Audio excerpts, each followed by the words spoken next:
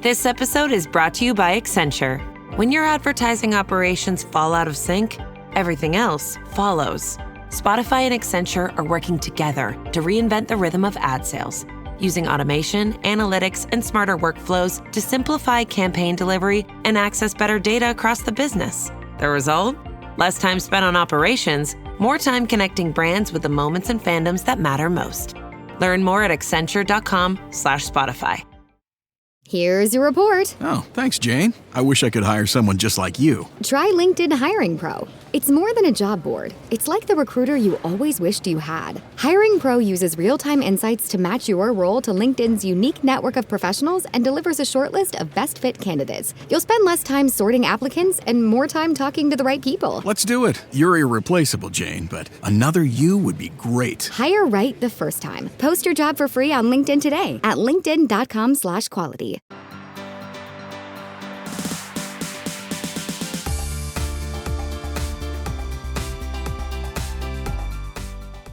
You spent your whole career being told to feel their pain. That advice is wrong, and it's quietly draining you dry. There's a 3-second move that works better, and I'm handing it to you today. Welcome back to Speaking with Confidence, the podcast that helps you build the soft skills that lead to real results. Communication, storytelling, public speaking, and showing up with confidence in every conversation that counts. I'm Tim Newman, a recovering college professor turned communication coach, and I'm thrilled to guide you on a journey to becoming a powerful communicator. All right, let's start with a confession. For years, I thought being a good communicator meant absorbing whatever emotion was in the room. The client is furious about a sponsorship deal that fell apart, so I match their energy. I nod, I frown, I let their stress climb straight into my own chest. By the time the call ends, I'm wrung out, and I still have to go fix the actual problem. Same thing happened constantly in the classroom. Student walks in with a failing grade and his arms crossed. I absorb his fear, his embarrassment, the dread of explaining this to his parents. I carry that around for the rest of the day. Here's the part that nobody wants to admit. None of that helped him. He was still failing, and I was just tired. That's the dirty secret of emotional empathy. It costs you your energy, it clouds your judgment, and almost never calms the other person down. They don't feel better because you feel bad. They feel better when someone understands what's happening in their head without getting pulled under by it. Chris Voss draws a hard line here and changed how I coach this stuff completely. Voss spent 24 years as an FBI hostage negotiator. He never once felt what the hostage takers felt. Emotional empathy is feeling what someone else feels. Tactical empathy is understanding what they feel and using that understanding to move the conversation forward.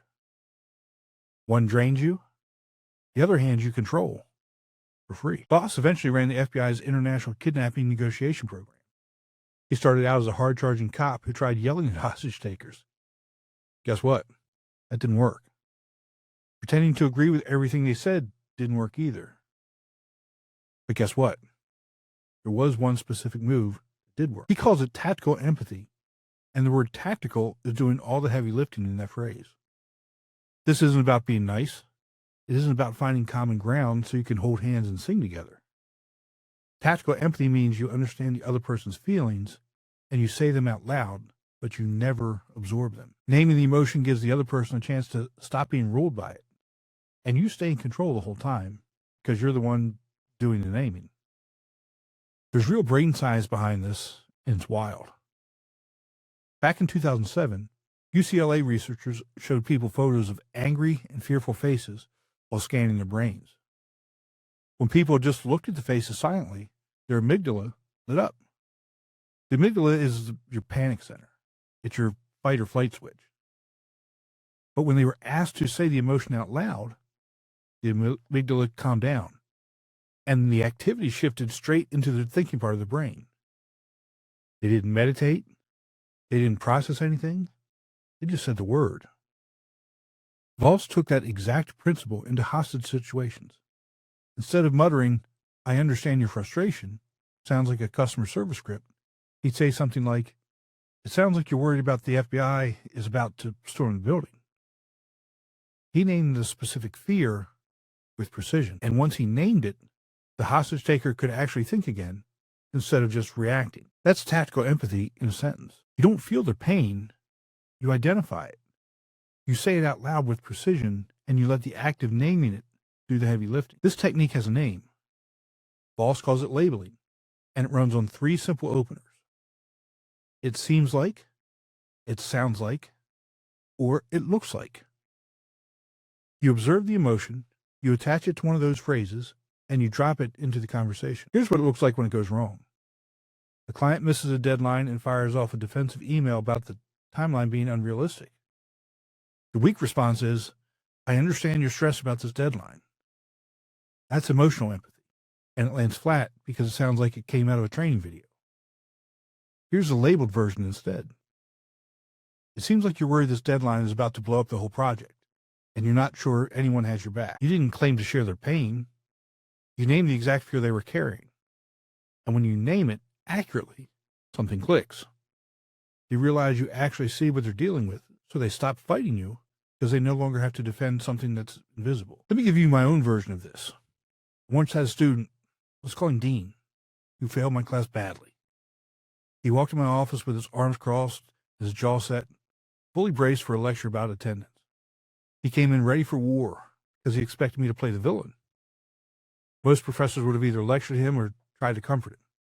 Both of those moves fail. Instead, I looked at him and said, seems like you're convinced I'm about to be the biggest jerk you've ever dealt with all week. He laughed. Tension broke instantly because I said the thing that he was thinking before he had to defend it. Then I followed it up with, I'll fight for you all the way to the dean's office, but you have to do this steps 1, 2, and 3 first. We have some leverage. That line does 2 jobs at once.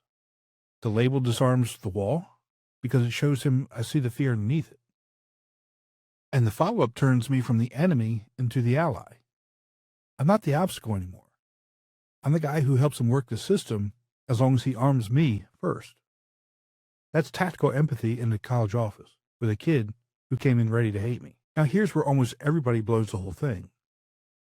They learn the phrase, they get excited, they use it once, and then they immediately start talking again. They label the emotion, and then they cancel it out by explaining themselves. Silence terrifies people, so they rush in to rescue the moment. But the label only works if you shut up right after it. You say the label, and then you count to 4 in your head, saying nothing.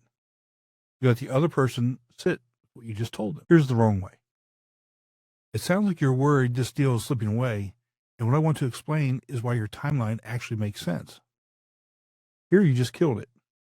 The second you tackle in your own explanation, the defensive wall shoots right back up, because you basically told them you were only waiting for your turn to talk. Here's the right way. It sounds like you're worried this deal is slipping away. Then you stop. It's uncomfortable for about 2 seconds. Then the other person almost always responds. They confirm it, or they correct you and hand you better information. Either way, you just took control of the conversation without raising your voice or burning a single ounce of your own energy. Here's your homework, and it's simple. Pick one conversation this week where someone is defensive, upset, or pushing back on you.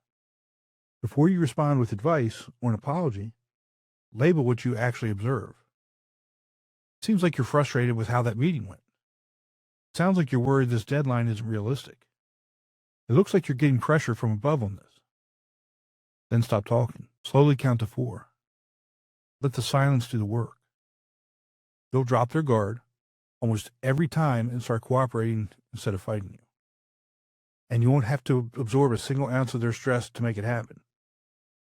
One label, one silence, one conversation. Try it before Friday. Tactical empathy was never about feeling the pain. It's about naming it clearly enough that you can both think straight again. That's the whole shift. Stop absorbing, start naming. That's all for today. Remember, we're looking for progress, not perfection. Be sure to visit speakingwithconfidencepodcast.com to get your free ebook, The Top 21 Challenges for Public Speakers and How to Overcome Them. You can also register for the Formula for Public Speaking course. Always remember, your voice has the power to change the world. We'll talk to you next time. Take care.